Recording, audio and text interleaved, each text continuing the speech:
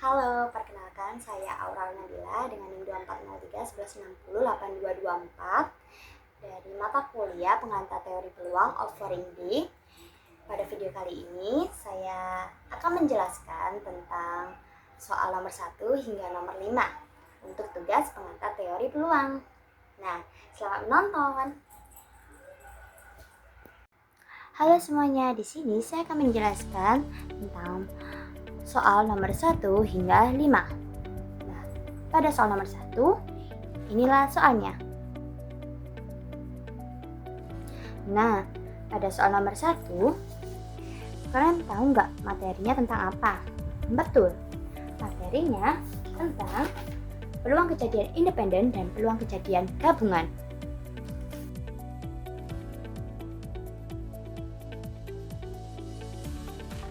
Nah, pada materi tersebut terdapat rumus. Nah, rumusnya peluang kejadian independen itu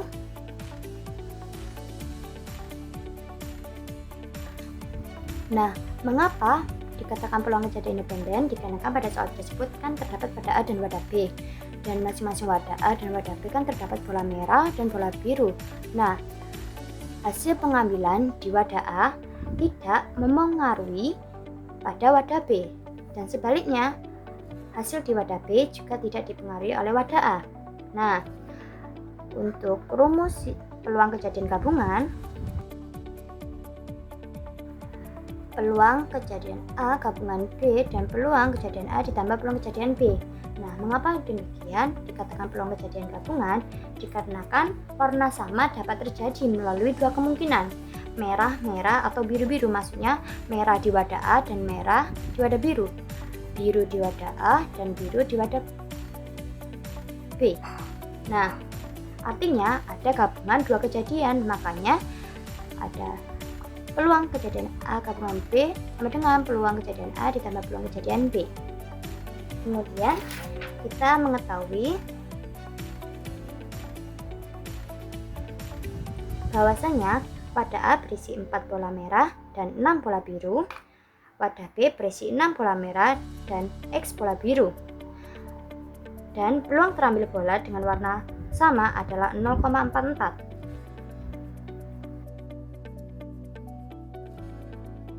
Total wadah A kan ada 4 bola merah dan 6 bola biru, jadi total keseluruhan bolanya ada 10. Kita tulis total A ya.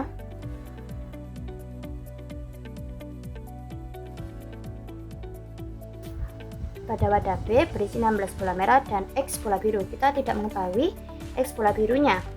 Nah, maka dari itu total wadah B atau total B 16 ditambah X sama dengan, kan kita tidak tahu X-nya berapa.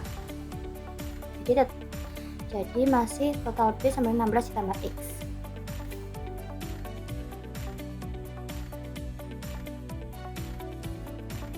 Pada soal kan terdapat dari pengambilan acak satu bola dari setiap wadah adalah 0,44, maka peluang terambil bola dengan warna sama adalah 0,44. Nah, ditanyakan tentukan banyak bola pada wadah B. Nah, kita ingin mengetahui nih berapa jumlah wadah B ini, kan 16 ditambah X nya berapa ya, biar bisa kita jumlahkan.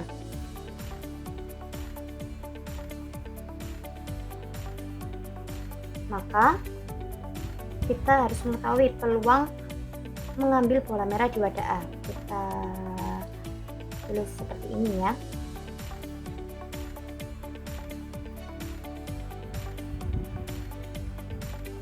Kan tadi bola merah kan 4 di A. Ini banyaknya bola merah di wadah A dan bawahnya adalah banyaknya semesta atau banyaknya keseluruhan bola di wadah A. Jadinya 4/10. Dan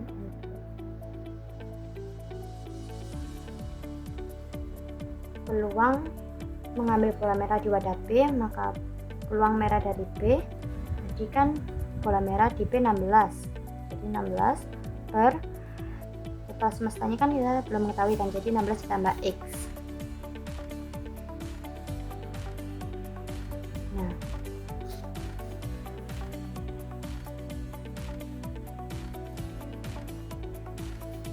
Nah, jadi kita bisa menuliskan dari kedua kejadian tersebut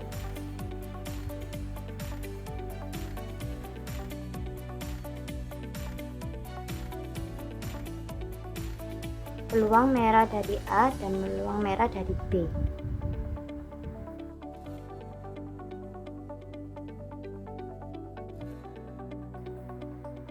Selanjutnya kita yang bola biru. Nah,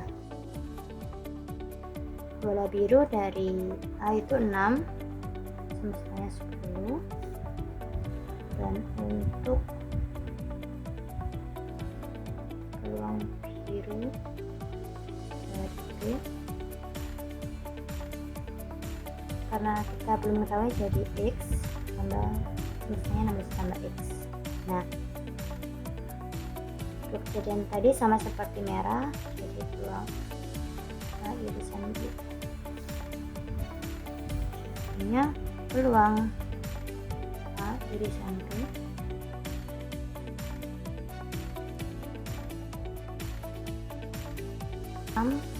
tadi 6 per 10 dikali X, 16 ditambah X.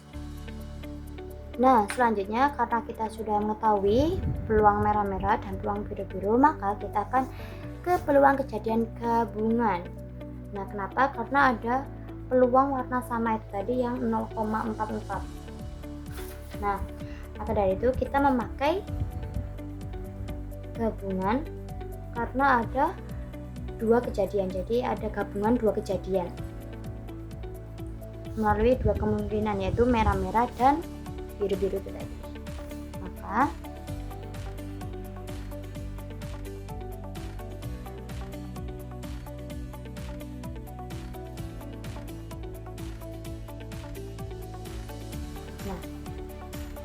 peluang A kita menggunakan peluang merah-merah dan peluang B adalah peluang biru-biru.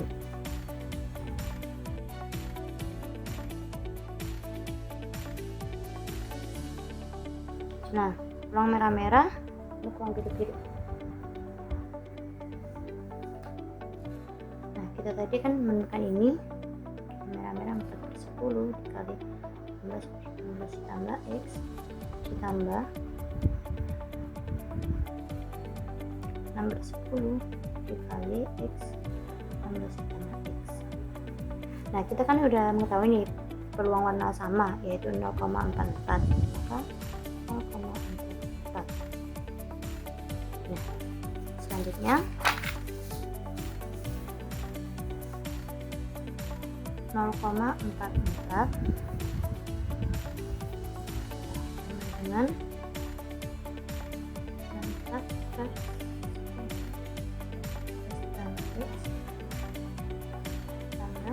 6x per 10 tambah 10x.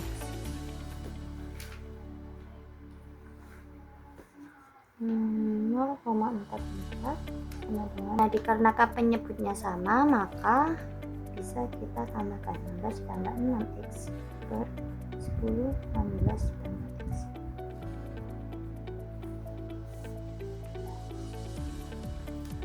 Kali ini 10 dikali 0,44 hasilnya 4,4, 16 ditambah x kan, dikalikan ke sini 10 kali 16 tambah x dikalikan ke 0,44 tambah 6x, maka hasilnya 70,4 ditambah 4,4x sama dengan 64 ditambah 6x.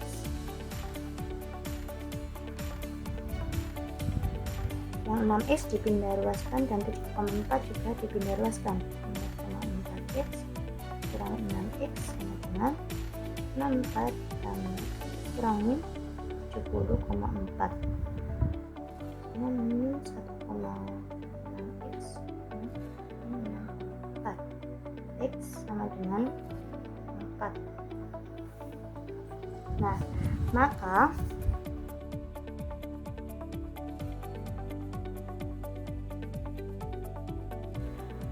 banyak pola pada wadah B adalah 16 ditambah X. Kita sudah mengetahui bahwa X sama dengan 4, maka 16 ditambah 4 sama dengan 20. Jadi banyak bola pada wadah B adalah 20. Nah, untuk nomor 2 soalnya sebagai berikut. Nah, pada nomor 2 materi tersebut yaitu distribusi binomial dan peluang komplement.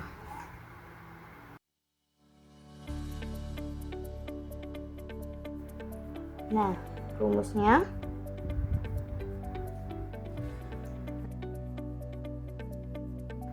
Q ini dari 1 dikurangi P. P itu adalah peluang suksesnya dan Q adalah peluang gagalnya. Dan peluang komplement. Mengapa pada soal nomor 2 menggunakan distribusi binomial? Dikarenakan soal tersebut memenuhi ciri-ciri distribusi binomial, yaitu percobaan dilakukan sebanyak n kali. Setiap percobaan hanya memiliki 2 kemungkinan, sukses atau gagal, dan peluang sukses tetap yaitu T sama dengan setengah, dan setiap percobaan saling independen. Nah, mengapa juga menggunakan peluang komplement? Dikarenakan yang diketahui pada soal adalah peluang Y lebih dari atau sama dengan 1 lebih besar dari atau sama dengan 0,70. Nah, rumusnya peluang X sama dengan kombinasi N pilih X dikali P pangkat X dikali Q N dikurangi X. Nah, untuk rumus komplement, peluang komplement A sama dengan 1 dikurangi peluang A. Diketahui dari soal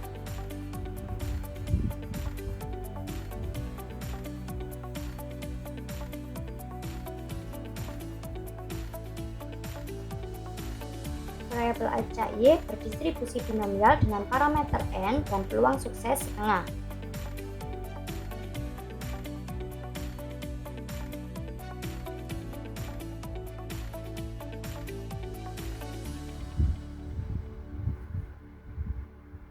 Dan yang kedua yaitu peluang Y bernilai lebih dari atau sama dengan 1 adalah minimal 0,70.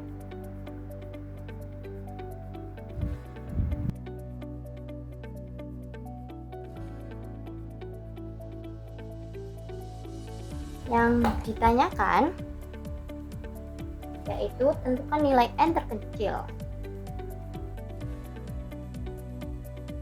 Nah, dijawab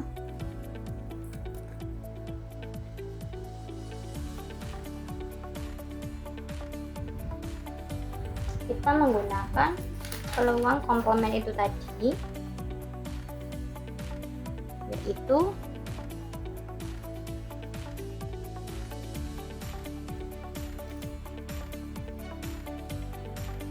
kita menggunakan ini tadi, peluang Y bernilai lebih dari atau sama dengan 1.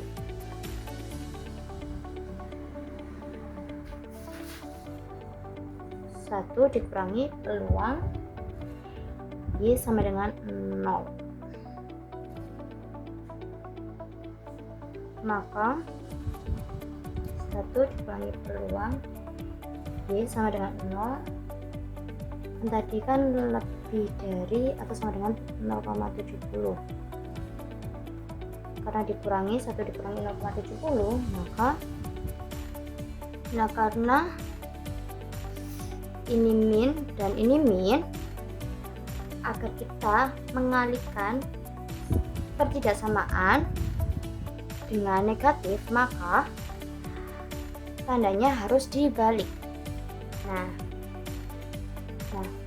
mengapa kita memakai Y sama dengan 0?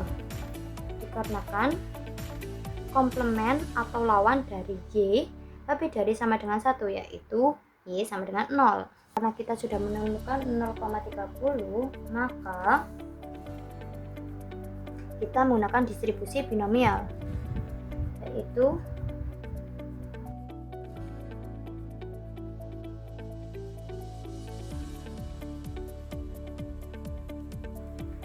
peluang Y sama dengan 0 sama dengan N, kombinasi N, pilih 0 kali, jadi peluang suksesnya yaitu setengah kali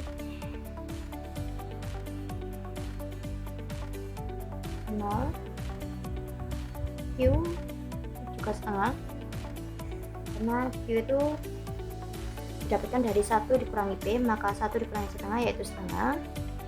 Kita tidak mengetahui N nya, N kurangi 0, maka dari itu ini 1 kali 1 dikali setengah pangkat N dengan setengah pangkat N, sehingga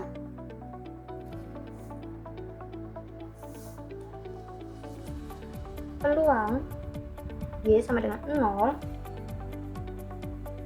kurang dari atau sama dengan 0,30. Kita menemukan tadi Y sama dengan 0 yaitu setengah pangkat N kurang dari atau sama dengan 0,30. Nah, maka kita harus menemukan pangkat N ini, setengah pangkat N ini harus kurang dari 0,30. Nah, N terkecilnya ini berapa ya? Kita coba untuk N sama dengan 1, maka setengah pangkat 1 sama dengan 0,5. Nah, ini masih lebih besar ya daripada 0,30 ini. Nah, itu N sama dengan 2, setengah pangkat 2 yaitu 0,25. Nah, ini memenuhi karena kurang dari 0,30. Maka jadinya nilai N terkecil adalah 2.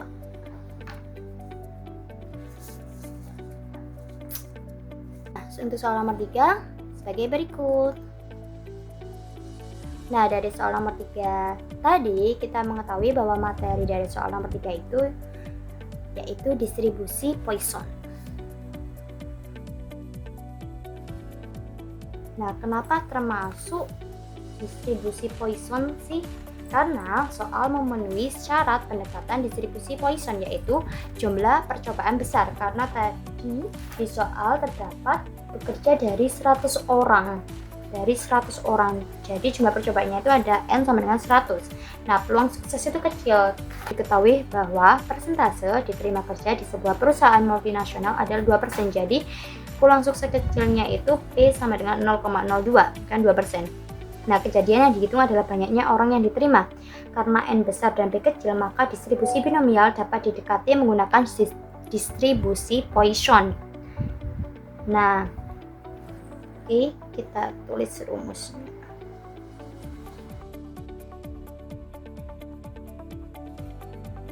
Mengapa distribusi Poisson ini memakai parameter? Nah, parameternya itu lambda sama dengan N kali P. Dikarenakan ini menyatakan rata-rata kejadian. Nah, kita ingin mengetahui rata-rata kejadian gitu dari si distribusi Poisson. Rumus Poissonnya yaitu peluang X sama dengan E pangkat negatif lambda dikali lambda pangkat X dibagi X faktorial. Nah, E ini yaitu bilangan Euler. Nah, bilangan Euler itu yaitu 2,718. Oke. Nah, diketahui dari soal tersebut peluang diterima kerja tadi 2% kan. Nah, 2%. Berarti ini P-nya ya yang saya jelaskan tadi 0,02. Nah, jumlah pelamar itu 100 orang tadi yang diterima bekerja dari 100 orang. Orang tadi itu bisa dikatakan N sama dengan 100. Nah, yang diterima sebanyak 5 orang. Nah, ini bisa dikatakan X sama dengan 5 karena yang ingin dicari kan. Nah, yang ditanyakan pada soal tadi, apakah kejadian ini aneh? Nah, dijawab. Nah, kita kan ingin mengetahui parameternya terlebih dahulu. Nah, parameter digunakan untuk apa? Untuk menyatakan rata-rata kejadian. Parameternya tadi kan lambda sama dengan N kali P. Lambda, N-nya tadi 100 dan P-nya 0,02. P-nya 2. Nah, jadi rata-rata orang yang diterima oleh yang diterima adalah 2 orang. Nah, ini belum selesai ya, ini masih kita mencari parameternya. Selanjutnya, karena yang diterima sebanyak 5 orang,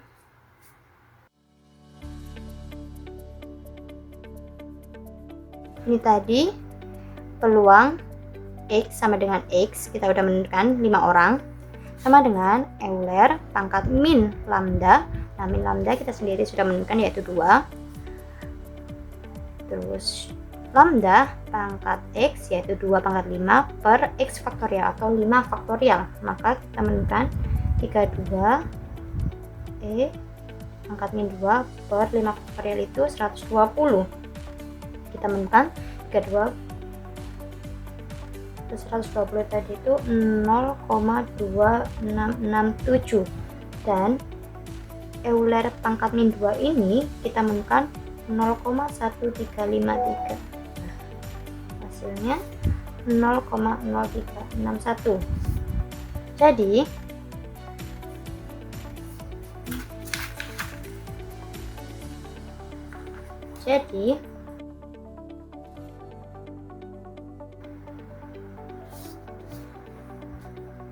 adalah 3,61%.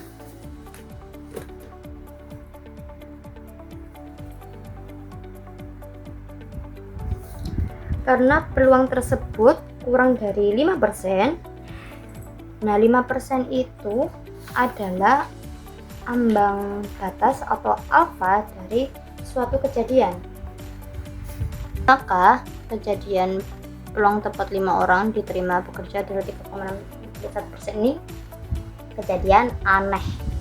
Jadi kejadian ini termasuk kejadian aneh atau jarang terjadi.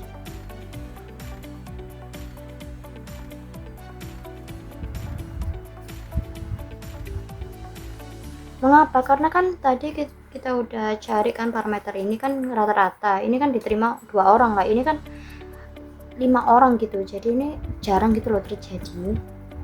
Dan sesuai dengan tadi yang ambang batasnya atau alfanya itu 5%, kesepakatan umum dalam statistika yang disebut taraf signifikansi yaitu alfa 5%. Nah, ini kurang dari 5%, maka ini termasuk kejadian aneh atau jarang terjadi.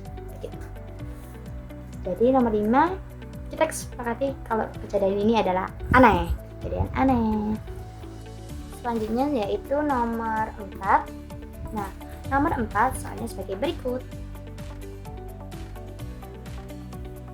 Nah, pada nomor 4 materi yang kita dapatkan dari soal tersebut yaitu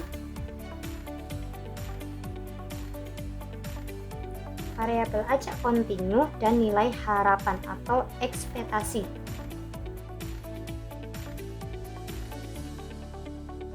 Mengapa materi tersebut dikatakan variabel acak kontinu? Dikarenakan pada soal diberikan fungsi kepadatan peluang kontinu, yaitu fx sama dengan nilai mutlak x per 10. Nah, mengapa juga ada nilai harapan atau ekspektasi dikarenakan pada soal tersebut meminta mencari nilai harapan atau nilai ekspektasinya. Nah, rumusnya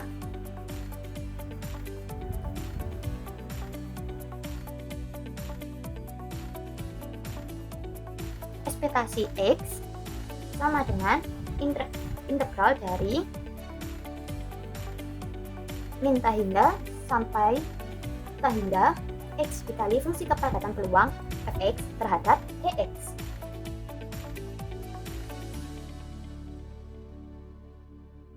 Karena tadi ada nilai mutlak X, maka negatif X untuk X kurang dari 0 dan X untuk X lebih dari atau sama dengan 0. Nah, diketahui pada soal tadi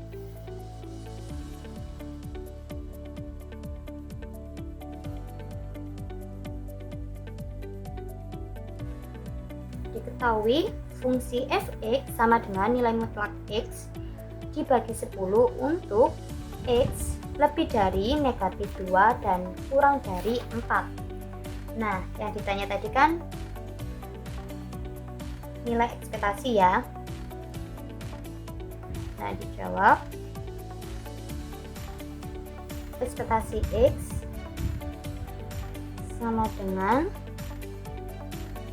integral dari min hingga sampai hingga X dikali fungsi kepadatan peluang Fx terhadap Dx.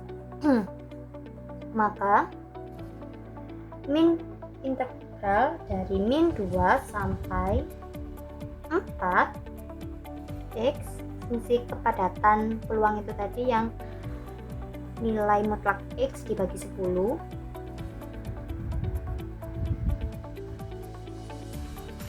terhadap Dx, maka 1/1 integral 2 kita bagi 2, yaitu karena kan tadi nilai mutlak X itu tadi kan ada 2, yaitu min X dan X, maka kita bagi 2 dari yang integral min 2 hingga 0 dan integral dari 0 sampai 4.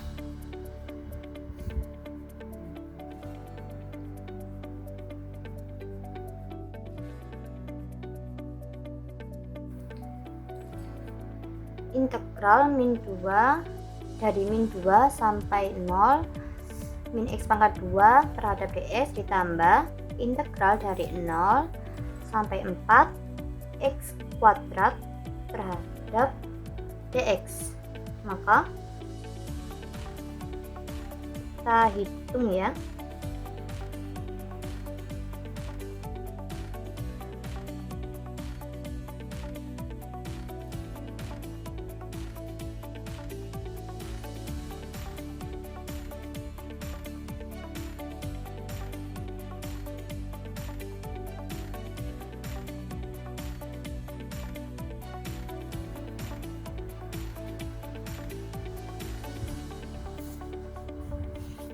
Nah, kita sudah menemukan hasil akhirnya yaitu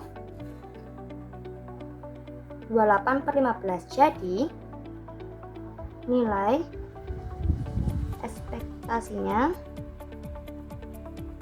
atau nilai harapannya adalah 28/15.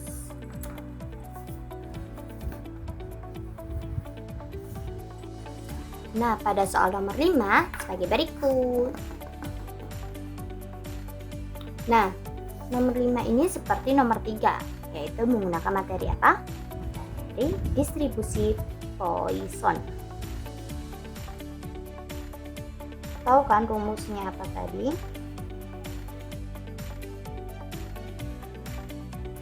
Kita bacanya yaitu peluang X sama dengan E atau Euler pangkat min lambda dikali lambda pangkat X per X faktorial.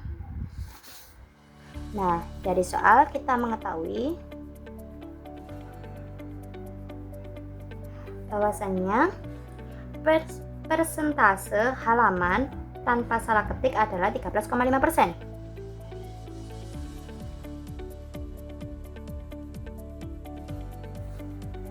Nah, yang ditanyakan yaitu tentukan persentase bahwa di sebuah halaman terdapat kurang dari 2 salah ketik.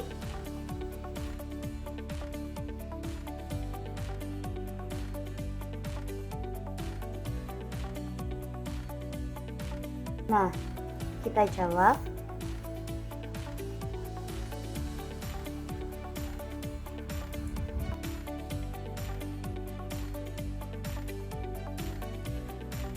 Kita menggunakan rumus distribusi Poisson tadi, yaitu peluang X sama dengan E atau Euler pangkat negatif lambda dikali lambda pangkat X per X faktorial. Karena kita belum mengetahui lambdanya, maka kita menggunakan X sama dengan 0. Peluang X sama dengan 0 sama dengan E pangkat min lambda dikalikan lambda pangkat 0, karena kita mengetahui X sama dengan 0 per 0 faktorial. Maka hasilnya yaitu E atau Euler pangkat negatif lambda. Nah, kita kan mengetahui kalau tanpa salah ketik, kan berarti 0 ya. Itu kan 13,5%. Jadi peluang X sama dengan 0 itu 13,5%. Atau jadi 13,5% sama dengan E atau Euler pangkat negatif lambda, atau bisa dikatakan 0,135. Nah, kita tadi kan tidak asing ya 0,135 tadi. Nah, 0,135 itu tadi kan E atau Euler pangkat negatif lambda. Nah, ini tuh kalau 0,135 yang lambdanya ini berapa? Nah, lambdanya itu sendiri sama dengan 2. Nah, karena kita sudah mengetahui lambdanya 2, maka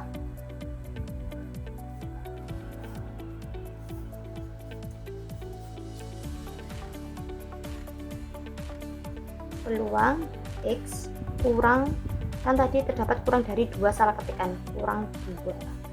Jadi kalau kurang 2 apa aja? Peluang X sama dengan 0 dan peluang X sama dengan 1. Jadi yang di bawahnya 2 ini tidak sama sekali atau ada salah 1 ketik. Nah, itu tadi kan kita menemukan E lambdanya min negatif 2, lambdanya tadi 2 pangkat 0 per 0 faktorial tambah lambdanya tadi 2 pangkat 1 per 1 faktorial. Karena ini 0 kan tadi yang 1, jadi pangkat 0 kan juga 1, jadi E pangkat min 2 ditambah E pangkat min 2 kali 2 ini tadi, yang 2 ini jadinya E pangkat min 2 ditambah 2 E pangkat min 2 dengan 3E pangkat min 2. Itu kan Euler, kan hasilnya tuh 2,718. Nah, 2,718 dipangkatkan min 2 terus dikali 3, hasilnya 0,406 atau 40,6%. Nah, jadi persentase bahwa di sebuah halaman terdapat kurang dari 2 salah ketik adalah 40,6%. Jadi hasilnya yaitu 40,6% persentasenya. Nah, sudah selesai dari nomor 1 hingga nomor 5. Nah, bagaimana dengan video penjelasan tadi? Apakah kalian sudah paham? Nah, mohon maaf bila ada salah kata maupun lupa dalam membaca rumus atau kesalahan dalam menulis, dan semoga video ini bermanfaat bagi kita semua. Terima kasih.